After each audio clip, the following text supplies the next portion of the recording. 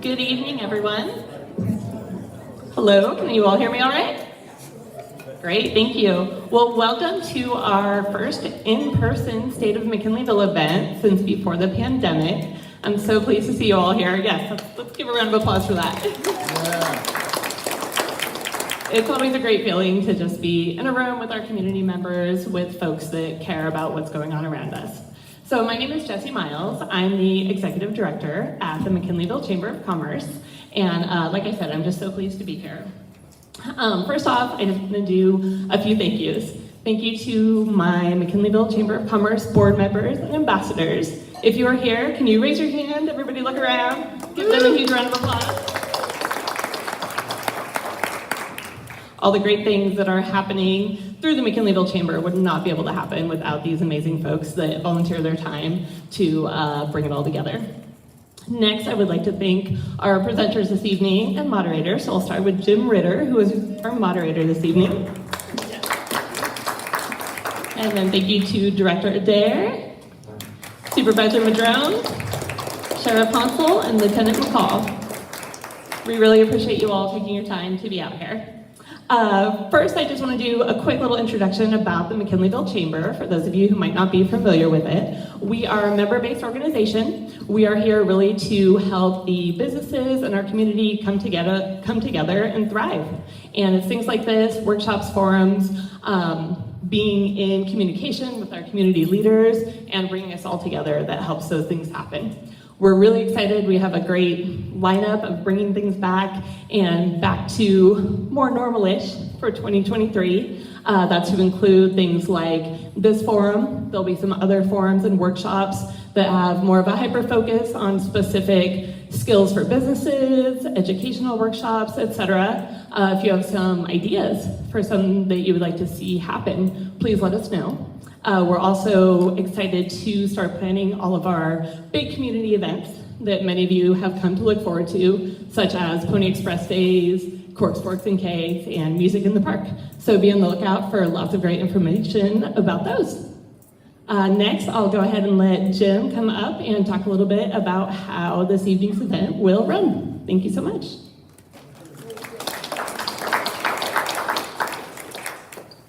Good evening, everybody, and thank you again, Jessie. I'm Jim Ritter with the College of the Redwoods and a 40-year resident of McKinleyville. So it's a pleasure to be with you here this evening. As most of you know, when you decided to come this evening, tonight is about hearing from three of our community leaders, three departments in our community, and then most importantly, allowing our guests to hear your questions. So the way our evening is going to be formatted is we're going to ask our three guests to come up in turn, and they'll each have 15 minutes to make a presentation to share highlights about what they're working on in support of McKinleyville, and to give you an overview about Humboldt County plans for 2023. And then I'll give them about a 3-minute heads up when their 15 minutes is almost over, and then we'll in turn go to our next guests down the line. After the 15 minutes each, we will go to your questions. Again, that's the way Jessie and the board has structured this, is that be the focus of tonight. So what we would encourage you to do is, as you're hearing the presentations, if you have questions or questions that you came with, please use the note cards that you see on the seats and go ahead and write those down. And then just note to the board members and ambassadors that are here, raise your hand or whatever, and you can pass the question cards to them, and they will bring those questions forward. And when we get to the Q&A, I will read them out loud on the mic so that everybody can hear those. They can be for questions, of course, for all three areas, departments, or for an individual guest that's here. But we really encourage you to think about what's important to you and ask questions accordingly. So before we get started, any questions from the floor about process stuff? Okay, seeing none, I'd love to welcome Director Scott Adair and welcome him on up to the podium for his 15-minute presentation. Thank you.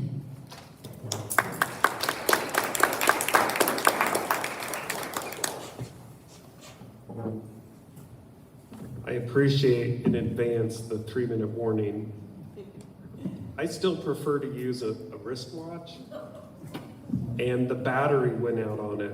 And so this says I have about 65 minutes.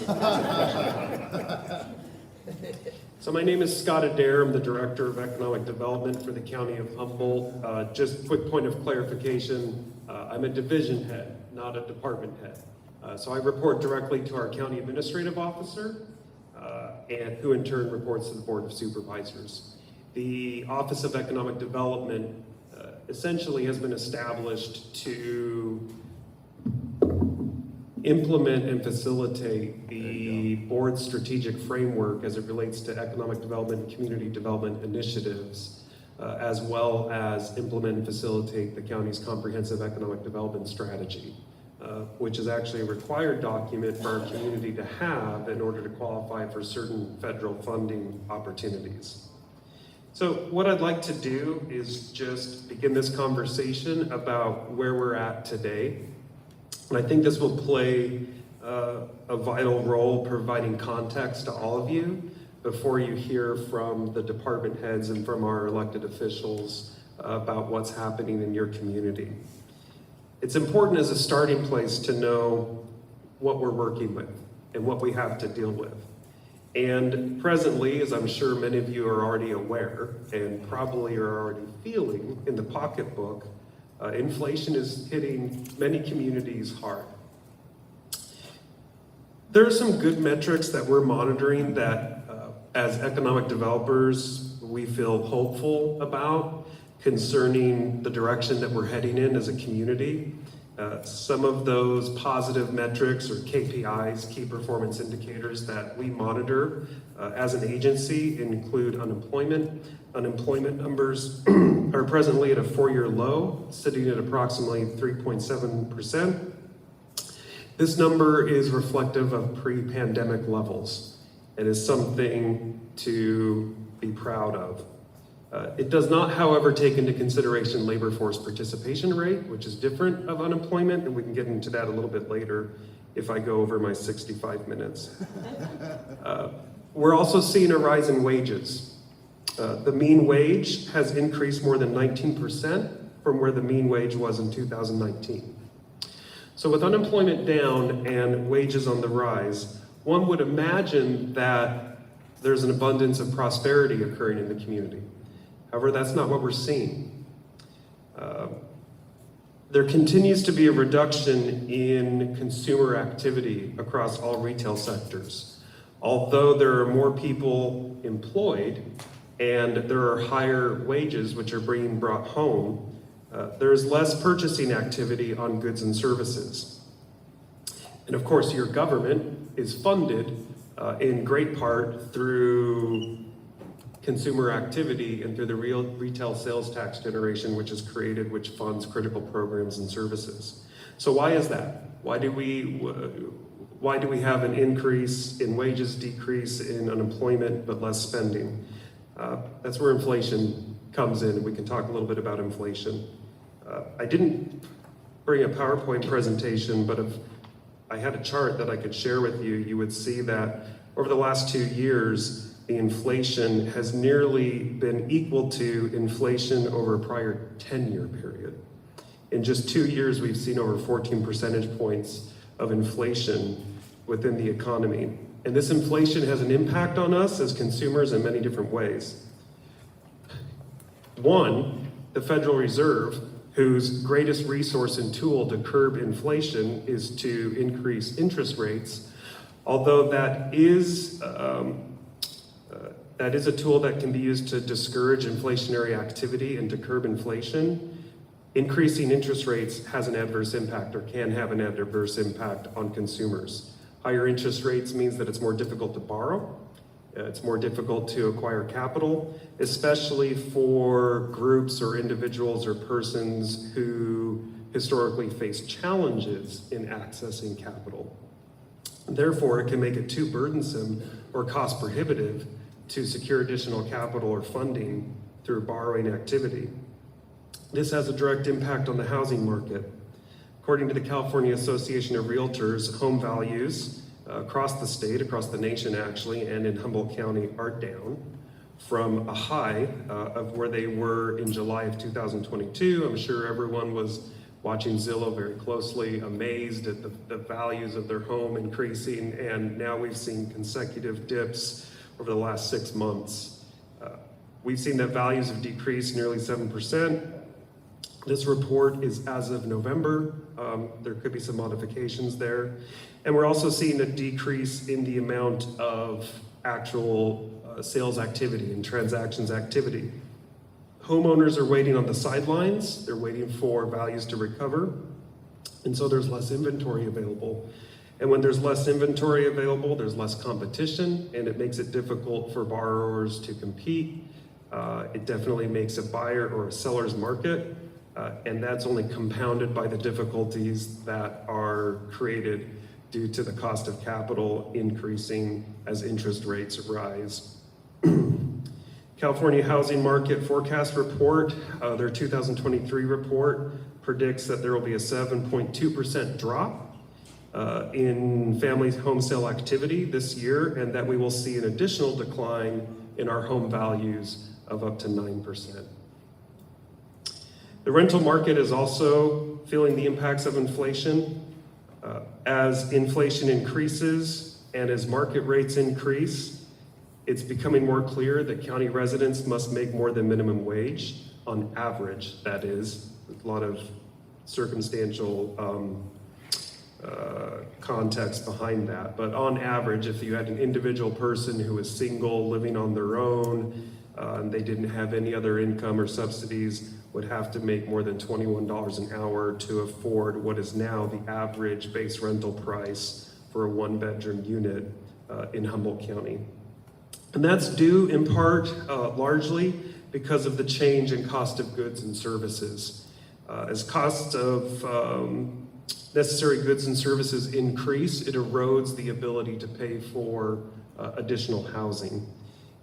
The Consumer Price Index, or referred to as the CPI, which is a measurement of the prices paid by consumers for typical basket of goods or services, continues to match data with the Bureau of Labor Statistics to reflect what the actual consumer price is. And we can see that although there was a slight recovery in December of 0.5%, and that could have been because of holiday sales activity, that in general, cost of consumer goods has increased over 7% over the last year. And we've seen some key goods and services like utility costs, energy costs, food costs, medical costs increase more than 10%.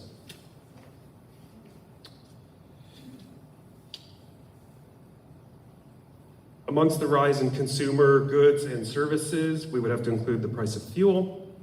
Humboldt County is actually in the top tier of the pricing structure for fuel in the entire state of California. Our average regular price of fuel as of the writing of this report is $4.85 a gallon. This is roughly 12 to 15% higher, depending on which communities you're comparing against, for other averages for similar markets, and is 50% higher than the national average. So as consumers start spending more on required and necessary commodities, services, childcare, housing, fuel, medical care, it begins to erode the average person's ability to put away savings. And the personal savings rate, which is another metric, which is tracked by the federal and local state governments, has decreased to a current low of 2.3%, and the all-time low since 2005 was 2.15%. So we're nearly at a record-breaking low for the amount of savings that consumers are putting away into savings accounts. And in contrast, the savings rate right before the pandemic was 9%. So consumers are putting less into their savings accounts as they're spending more on goods and services. This accounts for, we believe, one of the reasons why non-essential expenditures are down. Consumers are less likely to shop at their local, boutique stores, give their patronage to the local coffee shop, or eat out at a restaurant as often, is they are redirecting their funds to necessary goods and services. And this also has been reflected by the number of restaurant closures that have occurred over the last 12 months in the county. I know it sounds like I just keep giving bad news. We're going to get to some good news, don't worry. Healthcare costs are up 5%. The U.S. employers and healthcare experts expect healthcare costs to increase between 2020 and 2040 by almost 50%. So expect your premiums to increase. All this said, the Consumer Confidence Index, which reflects consumer attitudes and opinions about where the market is headed, continues to maintain a relatively steady line at approximately 110 points. It's a measurement of time between now and back in the 1980s when the index was created. This is an improvement of nearly 6 points from where we were at the prior year, but it's still low enough that it's within sort of recessionary territory. We are seeing across the nation major employers such as Amazon, Twitter, and just announced this week, Microsoft, who are laying off thousands of employees, in some cases more than 10,000 employees.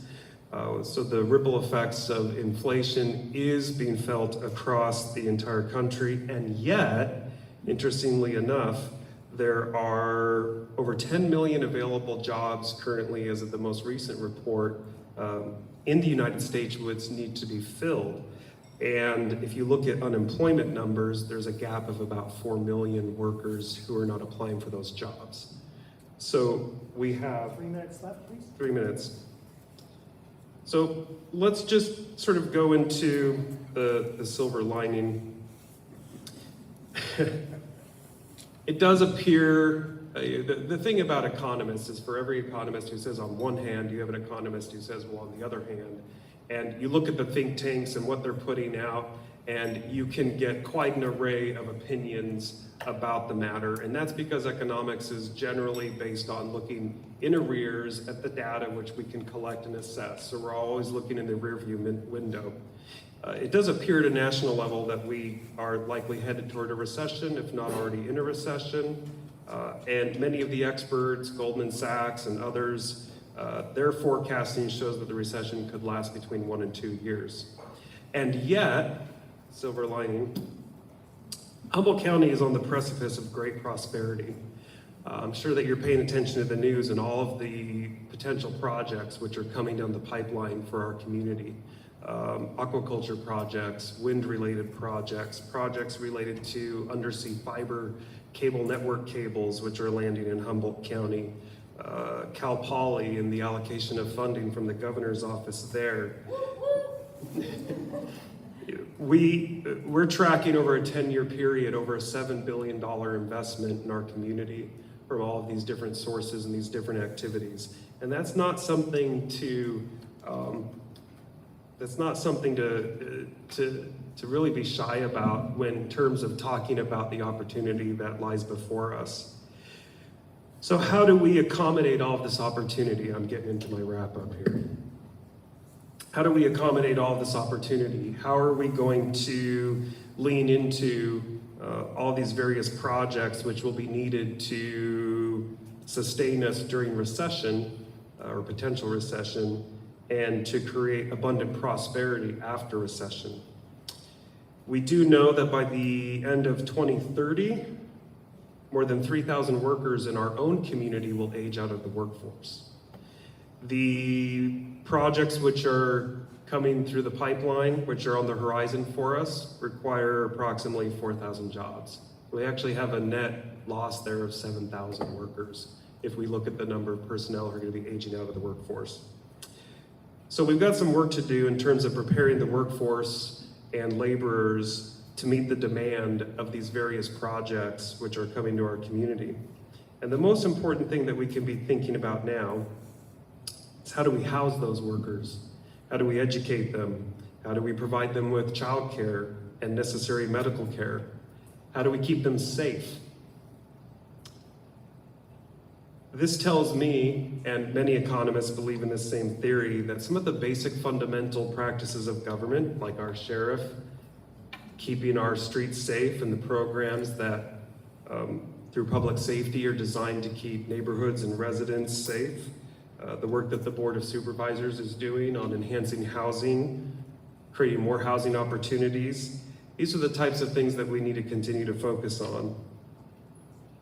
Our agency this last year held 12 meetings in various communities, one in this room, with members of the public and citizens to talk about what is it that you want from your local government, and what is it that you need to feel safe and secure in your home, in your career, in your neighborhood.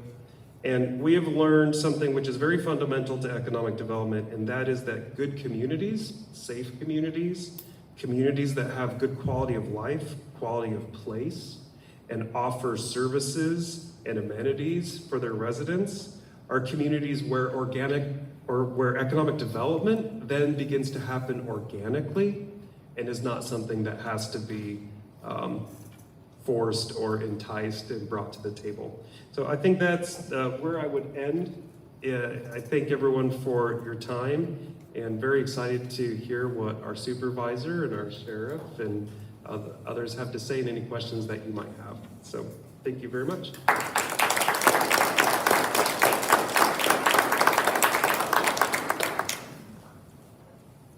Thank you, Director Adair. And now I would like to welcome our Supervisor Steve Madrone, 5th District Supervisor, to the microphone. Thank you.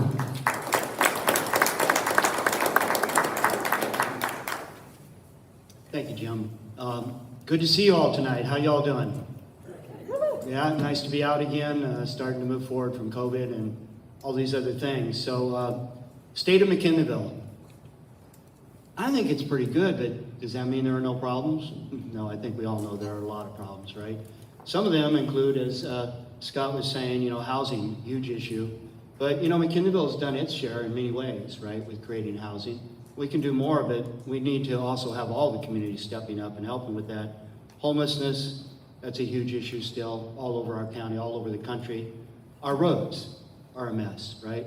But I'm not going to talk about those three things directly. I suspect there might be some questions that might come in on some of those issues tonight, and I could certainly share with you some of the details about those. But what I wanted to do was, first of all, thank you all for your efforts to take care of each other in these emergencies that we've just been through, from the earthquake to the windstorms. I've been here 50 years. I think I'm a newcomer on many levels, but I don't ever remember cyclones lining up. First of all, we call them cyclones again now, right? But lining up one after another, and we're sitting in our houses, and they say 30 to 50 miles, and it's 50 to 70, 80 miles an hour, right? I mean, so I think we're all kind of quaking in our shoes a little bit when things rattle and shake and move, and it's gotten us all a little bit on edge. I know I have been. But thank you for the work to look out for your neighbors, check in on each other, and help each other, sharing generators or whatever other resources that might be available to help each other. So it's been trying times, but as people always say, that does bring community together, doesn't it? And so thank you for your efforts to help each other. I also think we're doing good because we have the best community service district in the state of California, right? McKinleyville CSD.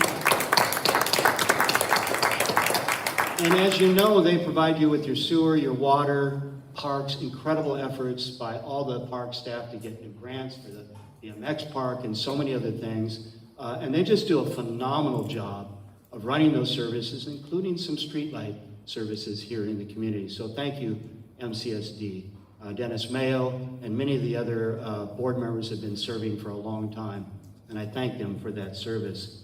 Another organization we have here in McKinleyville is the McKinleyville Municipal Advisory Committee, or fondly called MCMAC.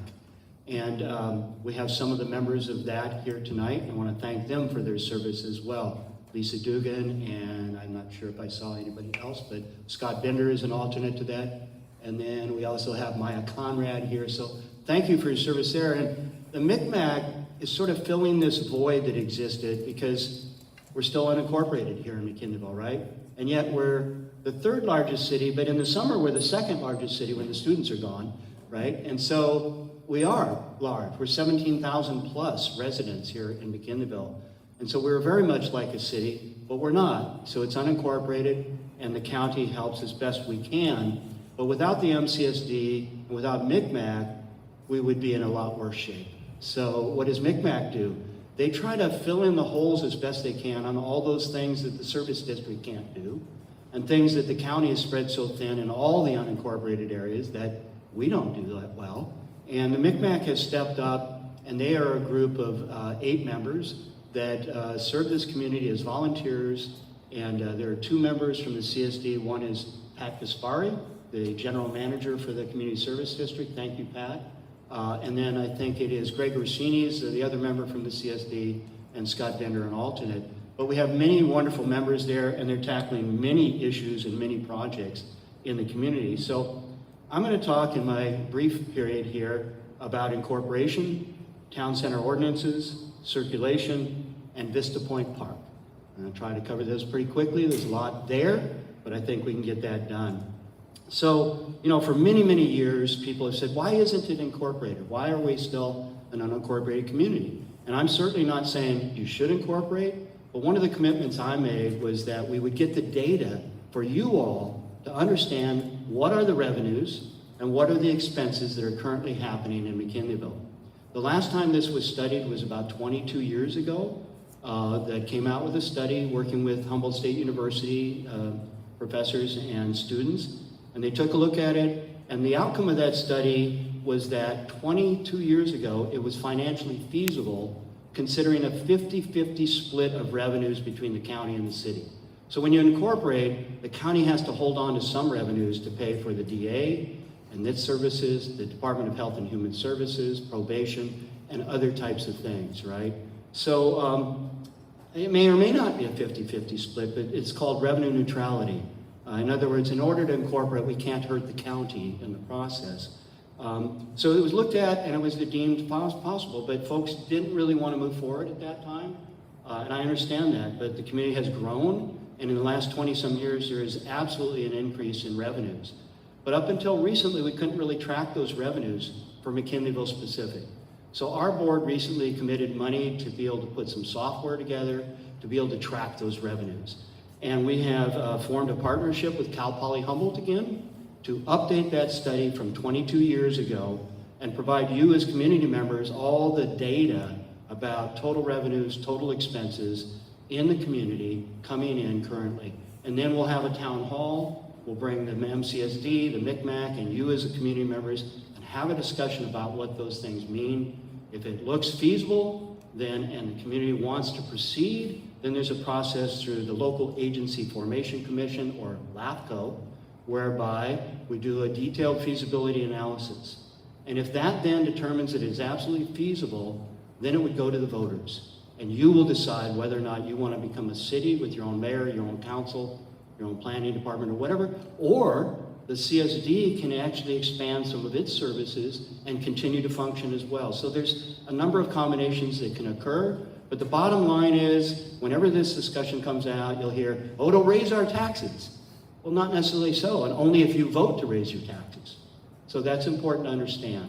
But the bottom line is, we need the data, have the conversation, and then we can make informed decisions about whether or not we should proceed with looking at it more deeply. And then ultimately, it will be up to you to decide if you want to become a new city or not.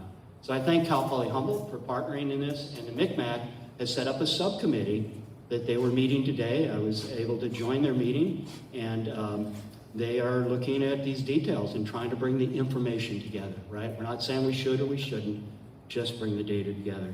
Town center ordinance. We've been working on that for a long time. It was part of the McKinleyville Community Plan back in 2001, 22 years ago. We made a commitment to this community to work on a town center ordinance. Now, we are so lucky to have the owner of that property is Ann Pearson. And she has always had this vision of having a town center that would have a character beyond just Central Avenue and what currently exists. A place that would be pedestrian friendly, with stores, maybe some apartments, big open space with wetlands enhancement and such. So if you're interested in that, join in at the MCMAC meetings, because they've been considering this issue for about 3 years, and they're getting close to making some final decisions on a draft ordinance that would help set in place the sideboards that would help create this vision of a town center. So really exciting stuff there. And recently the county allocated $200,000 to do the EIR for the town center ordinance process. So what will happen is the MCMAC will make its recommendations to the county planning department. The EIR will get completed, the draft EIR. There'll be public input all along the way, and then the planning commission will make a decision on that ordinance, and then it would ultimately go to the board of supervisors, because there's general plan amendments and zoning changes that would occur. So please join in on that process. It's really a wonderful thing that will come to this community. And again, thank you, Ann Pearson, for your vision and your commitment to helping make that happen. Circulation, we all know circulation is a huge issue in McKinleyville. You know, we got Central and we got McKinleyville Avenue, and it was supposed to dovetail into the South School Road roundabout, and everybody's like, what happened? Well, it was part of that subdivision there, and that subdivision has lapsed, and the cost of building this, I think, is part of why that subdivision lapsed. So until that subdivision happens, it may not get connected. But even if it did, we have a lot of schools along McKinleyville Avenue. So it would have been nice if we probably put an on-ramp and off-ramp in Hiller Road, but too late to do that. So we've got to revisit this circulation issue here in McKinleyville and think about what are the ways, you know, people are saying people are going 45, 50 miles an hour down Central, you know, and stuff. And we don't want to make it difficult to get home or anywhere, but can we calm the traffic a little bit while still allowing big trailers and trucks to make their turns and do all the different things they need to do? So those issues we're probably going to be delving into more deeply beyond the town center, you know, because that's a community-wide issue in McKinleyville. We do have a multimodal study that, thanks once again to some of the MCMAP members working with the county and Redwood Community Action Agency, have put together a survey and a plan for how we can improve circulation between Arcata and McKinleyville and make it safer for pedestrians and bicyclists to be able to make that movement happen back and forth. So that is getting into the final phases, and that will be coming out soon as well. And then also, we did some studies on transit for McKinleyville. We do have Humboldt Transit, but it's kind of just sort of a commuter thing going through, which really doesn't work that well for the people from the north trying to get to Arcata and Eureka. And it doesn't really serve the community completely, right?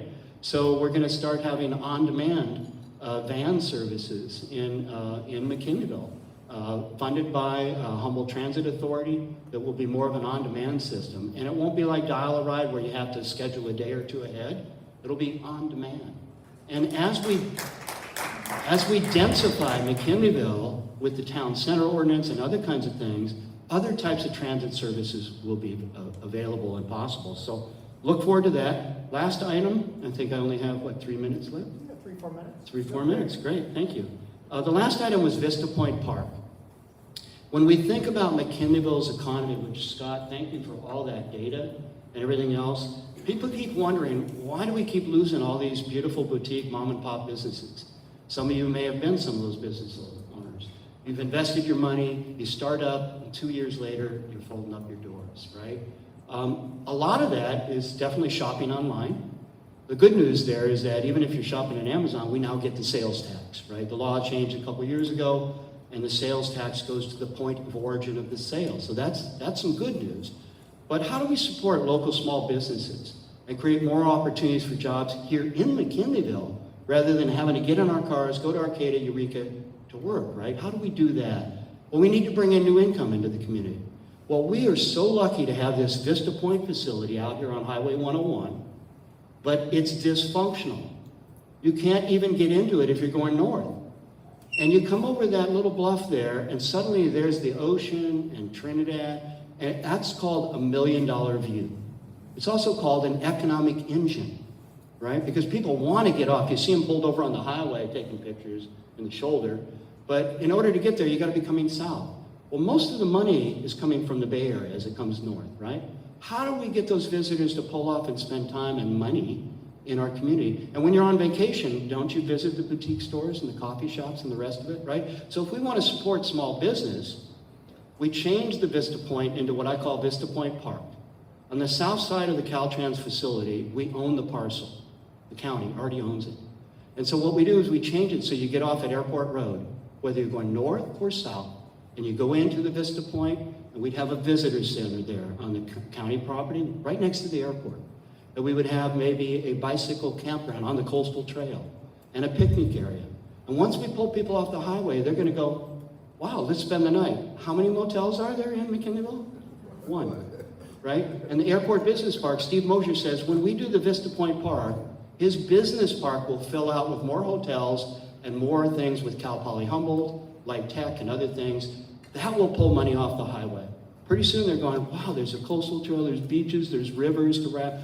Like we all know, that's why we live here, right? And they're gonna want to plan a vacation for a week or whatever it might be.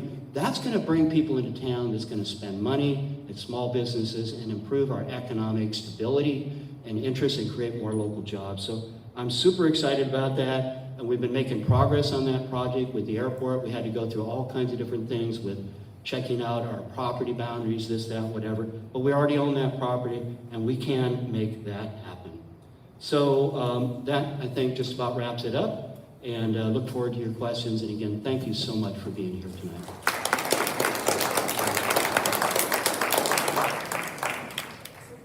Thank you, Supervisor Madrone. Just a reminder, we have looks like about 5 cards with great questions already here, but if you have a question, please go ahead and put that on the card and raise your hand, and one of our volunteers will bring it up. And then that allows us to read those on the microphone so everybody can hear them after our next presentation. And next here, we are happy to welcome our Sheriff's Department, and representing us tonight is, of course, Sheriff Hansel and also Lieutenant McCall. So thank you guys for being here very much. Thank you. Appreciate it. All right. Thank you. Can I take this off there? Yeah, go for it. Go ahead. There you go. Perfect. I hate the podiums. You guys don't mind me coming out there and reaching out and touching you, right? No? Lisa? All right. Still get in front of the speaker. Yeah, we'll get in front of the speaker. Okay. Thank you, guys. I appreciate the opportunity to come here. And we're going to do a couple things as a check-in and welcome everyone, and also to introduce our new lieutenant and talk about our priorities here in McKinleyville. You know, our sheriff's mission is to protect and serve this community through compassion and accountability. Okay, that's going to build public trust, and that is our mission. And our vision is to be the safest community here in rural Northern California. That's our vision. And it takes not just law enforcement, but it takes a community partnership in order to make that all happen. And so by you being here, it's an investment for our community. It shows me that you guys are all interested in making sure that our community is safe, because every time I speak with people, they're concerned. They're concerned about crime, they're concerned about drugs, and they're concerned about mental illness. None of which seems to be getting better. And so I want you guys to know that we are committed here. Even though it seems like our back's against the wall, there's still things that we can do. One of the things that I'm going to continue to really advocate for is accountability. Accountability is key when it comes to anything that comes to law enforcement. And a part of that accountability is having a strong DA's office. And I'm going to call her out here. Stacy Eads, our brand new elected DA, is in the back. So I want everyone to acknowledge her. Thank you, Stacy, for being here. I appreciate it. But it's a part of that public safety family and a public safety. And so we are committed to that. You know, it's been about 8 years since we passed Measure Z. And so this community is what really got Measure Z on the ballot, because we saw that there was a lack of police services in northern Humboldt when there was only 3 deputies working at any given time for this whole area. And sometimes when there's an incident in Willow Creek, there's no deputies here at all to cover McKinleyville when there was a hot call on the east side of the county. And so thanks to Measure Z, we were able to staff 30+ deputies throughout the county. And though I want to say, you know, it has helped, we're still overall, we're 16 deputies down at this point in time, and recruitment and retention has been a struggle. But I want to thank Supervisor Madrone and the Board of Supervisors. They did pass a contract for our deputy sheriffs. They are making a good wage. We have not had the issues with retention since we just got a raise and a new contract. So thank you, Supervisor Madrone. I really do appreciate it. It has made a difference. So thank you, sir. You know, one of the things that I want to do in my leadership is making sure that I promote the right people that have the community's mind, okay, that have a servant's heart. Being a servant leader is really, really important. And so that's why I chose Lieutenant McCall to lead the North area. Many of you know Lieutenant Miller. He was our previous lieutenant up here. I reassigned him to be our administrative lieutenant in charge of training. And so he is now at main station. It left this void here. And Lieutenant McCall is the guy that I chose to come up here and to lead it. Josh is his first name, is very personable. He will call you back, he will listen, and he will give you some great advice about how we can partner here in the community. So I'd like to have Josh come up here and talk a little bit about our stats, talk a little bit about our patrol function and what we do here in McKinleyville, and then I'll wrap it up here with what we're gonna be doing in the future.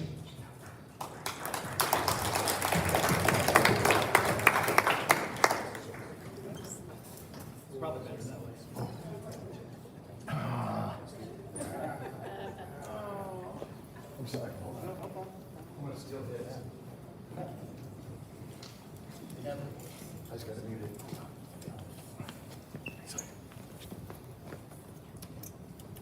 Give it a shot. Test. There you go. I thought it was planned. Maybe it's better if you can't hear me. Thank you, Sheriff. As Sheriff Hansel said, I'm Josh McCall. Was promoted to lieutenant the end of July, and with that was tasked with taking over for Lieutenant Miller for the North Area Command. I previously worked in McKinleyville around 2016, 2017. I was a sergeant up here at that time, the one sergeant assigned to the McKinleyville area. So I do have some history up here, but have been enjoying getting reacquainted with the community and the local agencies and businesses and citizens of the area. So I'll go in briefly on just talking a little bit about that, like the sheriff talked about with recruitment, retention, and staffing, and having bodies in this area of deputies working.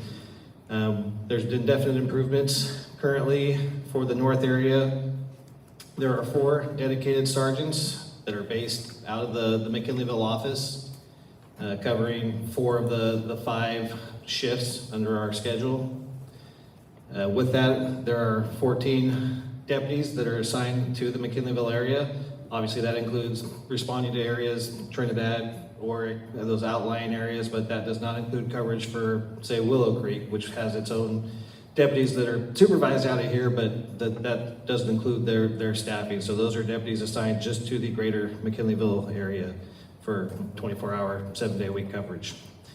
With that, our K-9 program at the department has been developing, and 2 of the 3 K-9 deputies that we have are actually assigned out of the McKinleyville area. We also have a dedicated community service officer who handles things like cold property crimes, vehicle abatement, those types of tasks. And while they share some duties throughout the county, we have a community service officer that is dedicated 40 hours a week to primarily the McKinleyville area. Getting into this a little bit, I know it's nice to hear numbers, and usually all the board meetings and stuff that I attend for the various communities and contract cities, people want to hear stats and obviously like to see numbers. So our analyst threw some numbers together. I just had her put 2021 and 2022 in there just to kind of give people an idea of what the call volumes look like for 2022 compared to last year. You can see total incidents is slightly up, but relatively the same. Some arrests are down a little bit, but primarily numbers are pretty consistent across the last 2 years with the types of crimes. I won't delve she explained to me how to use it, and I already forgot. Thanks, Jesse. So I'm not going to delve too deep into the numbers. Like I said, there's just some comparisons there, showing some charts to give you kind of an idea of how things have ranged. But I will jet past this just to bring up the point as the sheriff asked me to talk about some of the things going on for the community. And while we're obviously focusing on the McKinleyville area, this is stuff that goes throughout the county. One of the things that I wanted to bring up, because I get asked a lot about certain crimes happening in certain areas of the community. So I want to point out that a lot of this similar information is available on our Citizens RIMS page. So if you go to the Sheriff's Office website, there's a tab on there called Citizen RIMS. You click on that tab and you can bring up various information for the area, whatever area you want to look at. You can break it down by the types of crimes, date range, all those things are in there, and I find it's a pretty helpful tool. It answers a lot of those types of questions that community members and business members and stuff are routinely asking for that type of information. There's other stuff on there that can be helpful to the agency and the community, like you can register your webcams if you have a Ring camera or something like that on your house or your business. You can go on there and register that, so if we have some type of a crime that occurs in that area, we can pull up a list and say, okay, we know, instead of going door to door and asking, and sometimes it's easy to see them on the side of a house or business, sometimes it's not. That helps us to go through and identify those locations where we can possibly pull surveillance footage and that types of thing to help assist in our investigations. So there's just a lot of good tools on there. So if you're not familiar with it, I strongly urge everybody to get on there and take a peek at how that works and a lot of the information that can be pulled from that. Another thing that I would like to bring up is our MIST program, which is a mobile intervention and service team. It's coordinated with the Department of Health and Human Services and through mental health with the county. And it's been being developed. It consists of some case managers, and just recently onboarded were a couple of clinicians. So what happens with that is those folks will come out and they ride along with deputies, and the McKinleyville area was kind of a pilot area for that project. It's starting to expand now into the Eureka area and some of the other outlying areas of the community, but McKinleyville was the initial kind of focus for that program. So those case managers come out, they ride with deputies and now clinicians, and as the sheriff said, we obviously deal with a lot of mental health related things, be it from just mental health issues or things that are also compounded by drug and alcohol use and that type of stuff. And while the deputies wear many hats, a lot of times obviously we're not well versed in all the things that go along with a lot of that mental health stuff. And having them there with us, it gives us a resource to put people in touch with in the community that are in crisis or experiencing other things to help get them services and help get them not only just mental health services, but other various services that are provided through DHHS and other various agencies of the county, and puts them in touch with that, and then gets them a better contact and also helps free up the deputy to deal with other crimes and stuff that are occurring.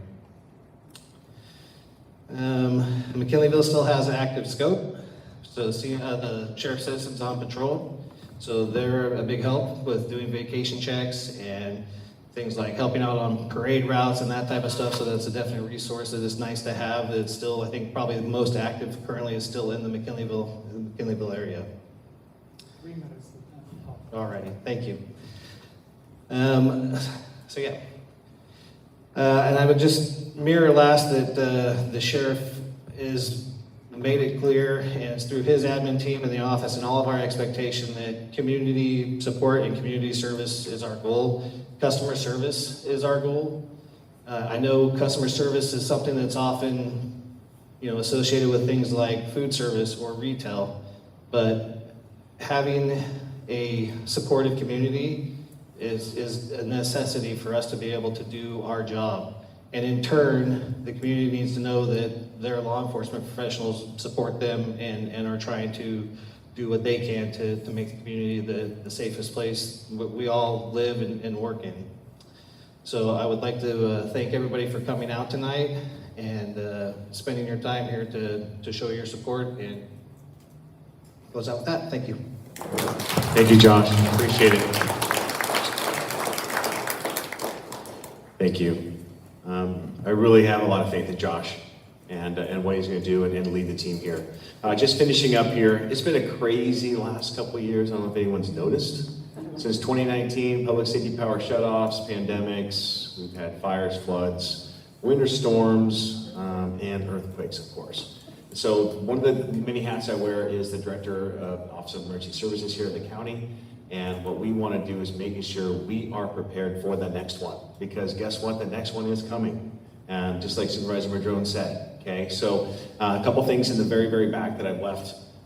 Shaky Ground. It's a great publication that a lot of people partnered with. It has a lot of great information. Please grab it. Make sure you're prepared for the next earthquake. Having a personal emergency plan is so important. If you don't have one for your home or business, please get one. And I think if anything, we know that, but it's time to prepare.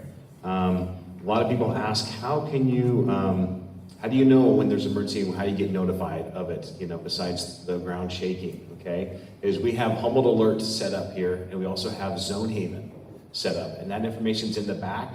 We have stickers and magnets about knowing your zone, but you can sign up for all this information by visiting our website, humboldtsheriff.org, and it'll have links to our website.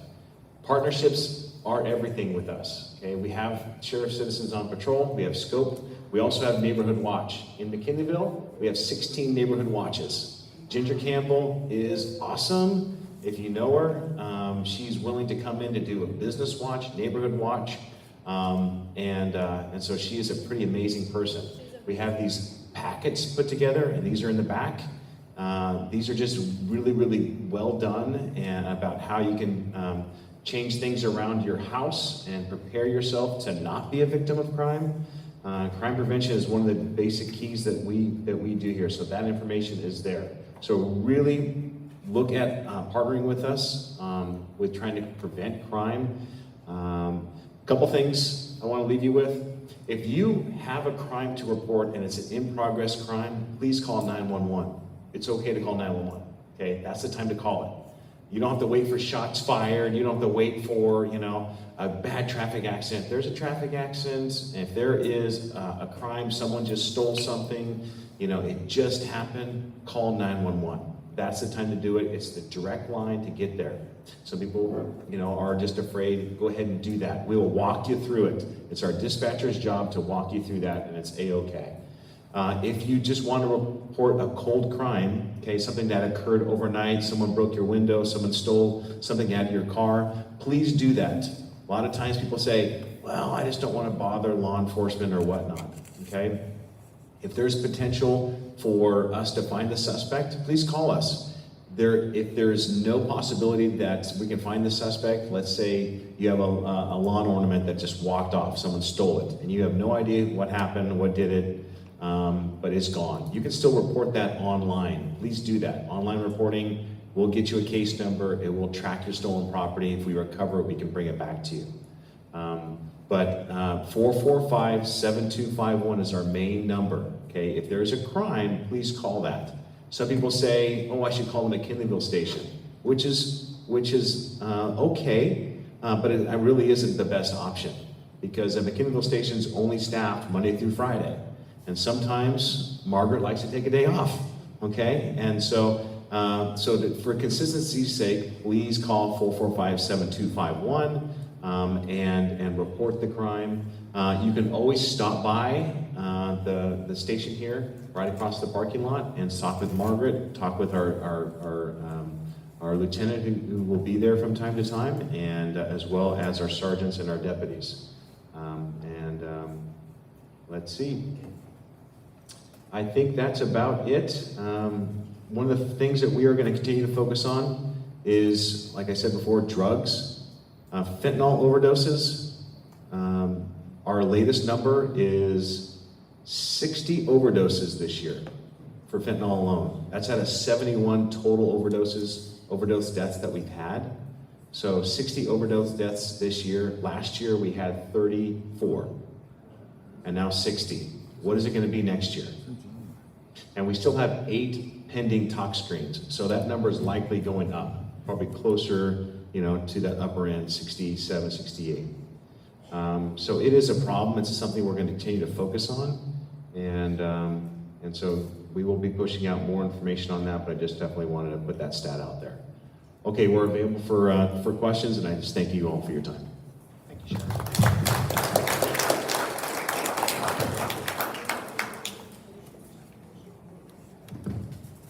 All right.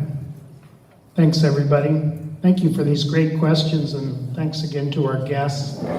So we have quite a few questions here, and the chamber is not going to edit these at all. We just sorted them to sort of have different topics and different orders here, but they're not edited. We'll try and go right up until 7:30 asking questions. Many of them are for all three of our guests here, and some might be specific. So first question for all three of you is, what is your working relationship with MCSD? And what do you see as the future needs for the McKinleyville Community Services District? And we can just, why don't we start on this end, Director Adair, and then we'll just go down the list and then we'll mix it up going to future questions. Turn on the mic, or is it already up? You're good. There we go. And I assume we should make our responses brief. What's that? We should make our responses brief and to the Yes, because we have lots of great questions. For our agency, the Office of Economic Development, we've had some limited contact with CSDs throughout the county, usually on a needs basis, if there's some sort of support that they require of our agency. Most of our interagency collaboration is with your chamber and other business or trade associations or business or trade districts whose membership comprises of businesses and business owners. Thank you. Well, I think the county's relationship with the CSD is excellent. It wasn't always that way. There are many folks in the community and the CSD that have helped improve that, like Dennis Mayo and others that sit on that board. We now have a monthly meeting where the general manager and the chair of the MCSD, along with the chair of the MCMAC and myself, meet monthly before the CSD meeting and the MCMAC meeting, so that we can share with each other upcoming issues, various important updates and things like that. But it can always be better, and trying to work on that is a priority. Also, we have now initiated an annual meeting where the MCSD and the MCMAC meet jointly, because they really have a lot of common concerns in the community, and they each have different roles. So I think it's a good relationship, but one can always work to make it even better. Well, our relationship with CSD is good because they're our landlord, so we don't want to get kicked out. So we're gonna try to keep that nice and strong, open lines of communication, and make sure our rent payment comes through every month, which is zero. So, but there's definitely an agreement there. Obviously, we've worked together, and I think our number one need here, I think countywide, is housing. And so we hope to, because our deputies would love to live here more, and so we would love to have more McKinleyville-based deputies if there's more houses to be purchased here. You know, we definitely could have more deputies local. So we definitely want to promote that. Thank you. Next question, you can decide, everybody can comment, or if you feel not so, that's fine too. This is a suggestion: can the county get funding or a bond to create a modern mental health facility and program and substance abuse treatment in our jail? In our jail, yes. So right now we actually have mental health treatment in our jail facility. So we have a couple different options. Number one, we have county mental health that is there assigned. Our numbers of mental health, I don't need to tell you all this, you see it, that virtually, I think it's about 75–80% of our current inmates seek some kind of mental health treatment. And that number has just been escalating over the last several years. What we've also seen is the incompetent to stand trial inmates has gone sky high. There's been times in our correctional facility that we've had 20+ inmates that have been deemed incompetent to stand trial. And so the state has recognized this. And so the state has diverted money to create jail-based competency treatment centers within local facilities. We applied for this grant, we received this grant, and we have 8 beds now in our correctional facility that are steered towards restoring competency for those that are being deemed incompetent. And so that's a key element, because we've had inmates that suffered from severe mental illness that have languished in our correctional facility for months because Napa State Hospital was full, and that was unacceptable. And so now we have the opportunity to restore competency for those that we can. There's some that we have to send because they're severe, but they have room in Napa and other hospitals throughout the state, because there's county jails that are opened up this way. So we have seen that. There's also drug treatment. We also have medication-assisted treatment programs within the facility. That's, they have their Suboxone and other things that they can continue to take while they're there to make sure that they're able to curb their addictions while they're in custody. And then we have a warm handoff out of custody with Aegis and other Department of Public Health, by receiving those medicines outside of custody. So that's our goal. No matter what is outside of custody, we should have the same program in custody, and we're getting there. Yeah, I would say that. Is this one on? Yep. I would say that the sheriff, the deputies, and the correctional officers do an amazing job, as Sheriff Hansel was just stated. But ultimately, the jails and the ER room are not really the best place to be treating mental health issues. And so as a county, going beyond services at the jail, we really need to do a lot better with our services. We own the entire parking lot across from the courthouse. And what do we use it for? Parking, right? And there's the public health building there too. But we're looking at our facilities master plan and asking questions like, should we take that lot and build a 4 or 5 story structure and bring all the DHHS, Department of Health and Human Services programs together on the one block with parking underneath, so we wouldn't even lose the parking, right? And imagine the efficiencies that would create in terms of staffing, clients getting access. Right now, all those services are spread out all over Eureka. It's really difficult for clients to get services in that way. Additionally, we own the entire block up where the Semper Virens Hospital is, and the planning department is right next door. We own the entire block. So we do some shifting around, and then we rebuild a brand new Semper Virens Hospital. Not with 16 beds, but with 50 beds. And maybe a dozen juvenile beds, because otherwise they're being sent down to Santa Rosa, right? At the worst times, they're thinking of suicide, and they have to leave the family. How do you get to Santa Rosa and take care of them? So trying to figure out how we do a better job using our own assets, these blocks that we already own, and the monies are out there to start building new facilities. We can better manage this so that the ERs and the nurses are not dealing with this. Because when you go to the hospital, as overwhelmed as they are with COVID, they will tell you that the biggest overload is psychiatric patients. And so really, while they do a fantastic job, we as a county really need to do a better job of creating better and more facilities that are modern and work better for staff and clients. So that's something we're working on. Thank you. This next question is directed to Director Adair and Supervisor Madrone. What actions is the county taking to promote business development in the McKinleyville area that will provide employment in the near future? Want to start with that? You bet. Okay. There are a number of ways to promote economic development that will result or yield in job creation for the community. Believe it or not, it's been very well studied and researched that economic gardening, that's the term that's used, i.e. helping existing businesses in a community to grow and to add capacity and add positions, creates more job growth than does bringing in the next big outside developer, big project. We do have a lot of big projects on the horizon, some exciting projects which could create thousands of jobs for the county, but we're also very focused on the existing small to mid-sized employers and working with them to identify what they need for sustainable growth and expansion.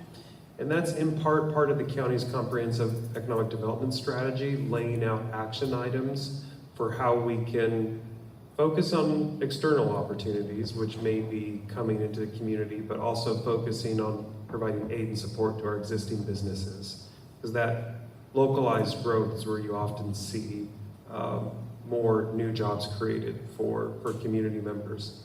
And we do continue to vet out economic opportunities that, you know, come across our agency. Oftentimes, depending on the nature of it, we might include Supervisor Madrone in a meeting. And one thing that we're very careful to convey when we're talking with someone who does have a proposed project is you know, that it somehow be harmonious with what the needs and interests are of the community. And I think for the most part, you know, different businesses we've talked to have been pretty receptive to that. But I can share, and then I'll turn it over to Supervisor Madrone. There's a great deal of interest in our community in general now from the outside. I've had, I think, more calls from agencies out of Washington, D.C. Over the last year than I think I've had ever in my career. And that's because of all of the growth and opportunity that's on the horizon for our community. And we're just working to be well equipped enough to capture that so that we can bring some of those opportunities to fruition. If anyone wants like more specific details, like tell me about a project you're working on, you feel free to talk to me afterwards or reach out to me at my office. Yeah, thank you, Scott. You know, Scott and his team of coworkers do an amazing job on so many different economic development opportunities, so thank you for that. I already mentioned the Vista Point Park, as I think that's a real key, you know, because we've always been a bedroom community, and bedroom communities have a hard time supporting small businesses. It's just the nature of where things have gone. So how do we change that? I really believe that Vista Point Park is a key to that. And as Steve Mosier, the owner of the Airport Business Park, said, that would lead to a filling out of his business park with more hotels. In fact, back in 2007, there were 2 more hotels proposed for that project area, but then the recession happened in 2008. Additionally, the airport's growing. There's good and bad news about that. If you live nearby and you hear the noise, maybe you're not so happy about it, but you know, it really is changing. And here we are, McKinleyville has the airport, right? And it may not be called the McKinleyville Airport, but it is the McKinleyville Airport. And so those things, along with the town center vision and circulation improvements, traffic calming in certain areas, all of those things I think will lead to a more business-friendly environment where people want to get out of their cars and walk, bicycle, and support local small businesses, including that outside income. So I absolutely believe that that's key to helping that happen in McKinleyville. Thank you. Next question is directed to the Sheriff's Department and Supervisor Madrone. What is being done? What plans are there for dealing with the increased homeless population in McKinleyville? Local business has dealt with an increase of crime and vandalism over the past several years. Customers are sometimes afraid to shop. That's a good question. It's a lot of, it's been on our minds because we do see some vagrancy, we do see some chronic homelessness. And, you know, one thing that we do is we offer a lot of services here in the county in general. And like I said from the very beginning, accountability is key. And everyone comes down to a decision that everyone makes. And so as it's not against the law to be homeless. It is not.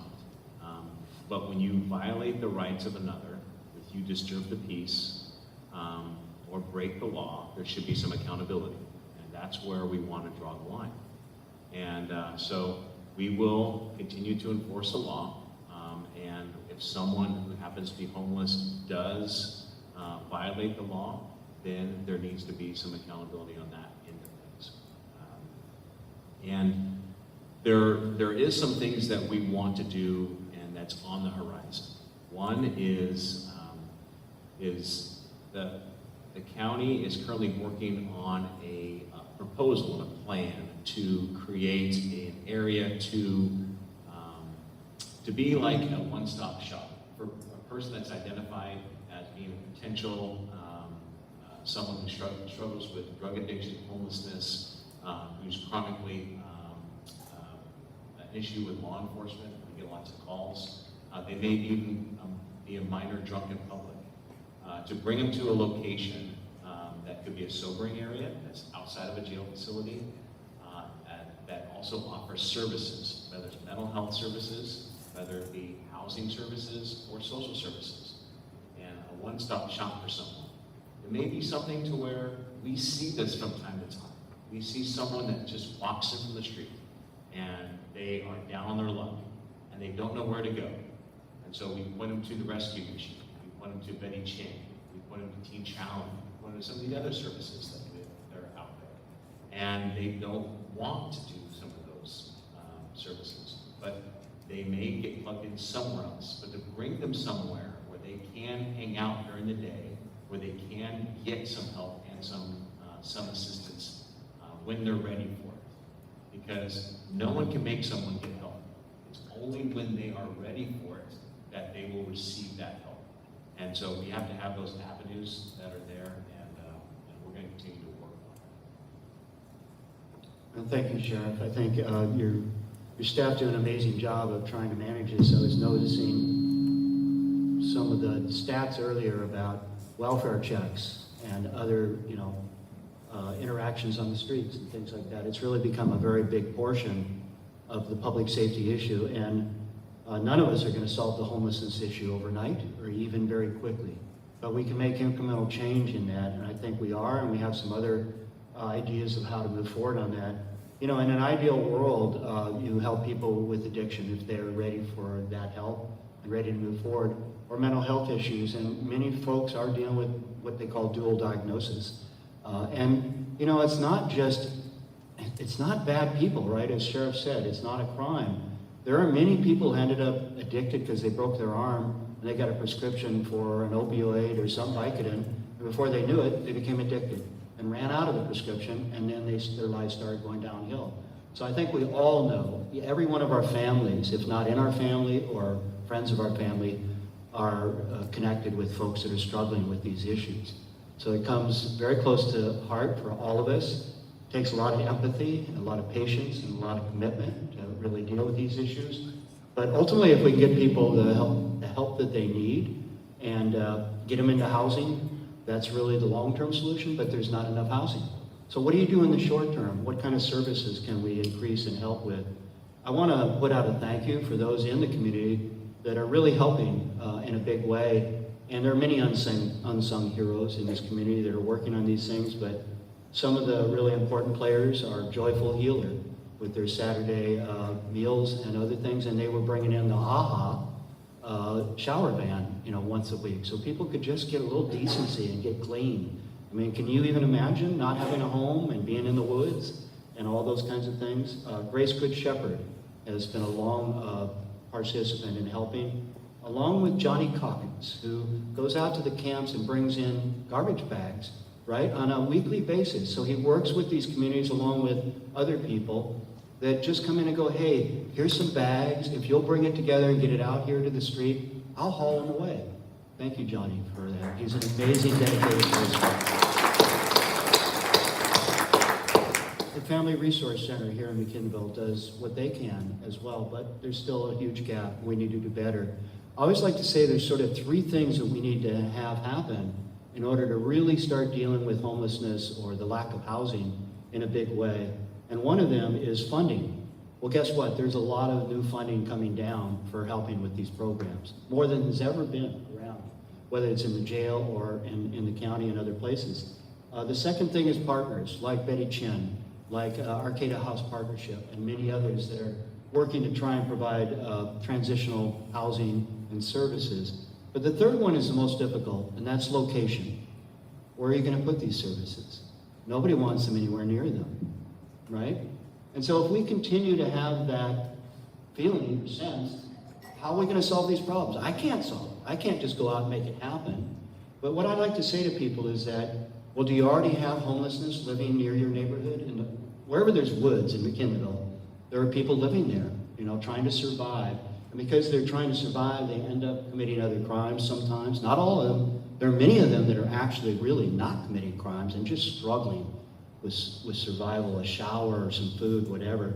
But so if you already have that in your neighborhood, wouldn't it be better if we came up with a safe parking lot or a sanctioned camp where we could bring services and have on-site, management, where we could actually start bringing services to people? It's impossible to bring services to people out in the woods, right?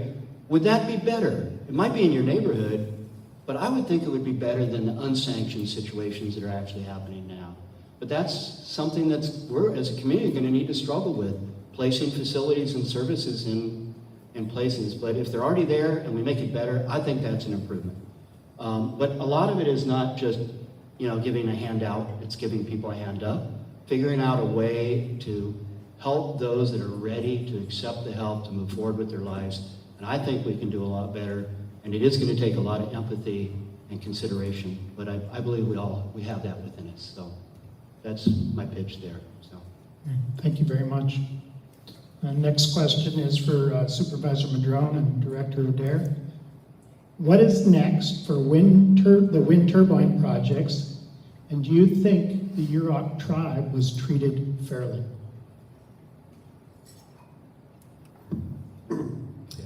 There's quite a bit of work yet that still needs to be done before we'll see a wind project actually come to fruition. The Bureau of Ocean Energy Management concluded a lease auction of 2 areas located approximately 21 miles off of our coastline, for which 2 developers, one based out of Germany, one out of Copenhagen, submitted the top winning bids for a cumulative total of over $330 million. And that's just for the right to develop the wind area. The investment for actual assembly and deployment of the turbines themselves and all of the components, that will be another significant capital investment. The investment in the port alone is in the hundreds of millions of dollars just to be prepared for that project. The process entails, we still have 3 to 4 years of research and analysis which has to be performed before you will see components at the port facility be assembled. Likely it's somewhere in the neighborhood of 7 years before you would actually see production of the wind turbines. There will be a lot of work in advance. You'll see a lot of oceanic related activity, a lot of vessel and potentially helio activity as there are different surveys and studies being performed in the ocean. This wind project is a federal project and it's occurring in federal waters. And I only share that because it's important, I think, for us to have the context that there's some big federal and state agencies who are proponents of the project and moving the project forward. And the county really truly does have limited purview over the project, if at all, only over certain aspects of the project, which are those activities which will be occurring on land. As far as, are the Yurok being treated fairly within that, as part of the emerging wind industry? I don't know. I think that what I've heard from developers and other wind partners who have visited the community, that there does seem to be sincere and genuine interest in engaging with tribal partners. There has been an organization called the Core Hub, which is really a community benefit network of other various partner agencies. They've been working to try to engage tribal communities and tribal partners and to be a voice for or provide a platform for that community in discussions with developers. Although I've also certainly heard as well that there are some communities who don't feel represented by Core Hub. So this is part of the community process behind a project of this magnitude, any project that is this large, is trying to properly engage the community, all aspects of the community, all populations and persons, so that those voices are represented in the process. I can say that there are a number of meetings, industry meetings that are happening related to wind. County is looking to build a website that can serve as a repository of resources for wind. There are several agencies and ongoing meetings and different dialogue happening.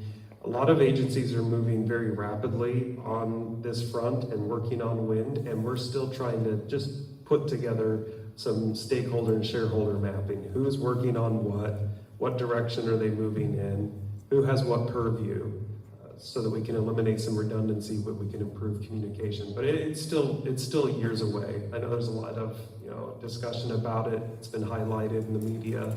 There have been a lot of news articles written about it, but there's still quite a bit of time to negotiate with the developers what that engagement with our community and our neighborhoods will look like. Great. Thank you, Scott, for all those details. So we currently run our electrical needs here in Humboldt County with fracked natural gas from the Dakotas. That's pretty much how it's done when the nuclear plant got shut down. And I think we would all agree that we really need to make a change.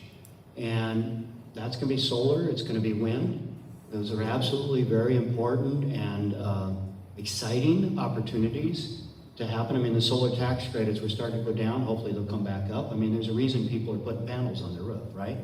Because it makes economic sense with the tax credits and such. I think we also learned a lot of lessons from the 2 wind projects that were proposed down on the Bear River Ridge, which was really WEOT, not UROC. I think all of the tribes feel like this time around they are being reached out to. There's still a lot of need for conversation around the fisheries, around other things. But I think we're doing a better job this time of engaging the tribes early and often, but we can always do better. With Terragen that was proposed on the Bear River Ridge, there were a couple of things that ultimately led to it.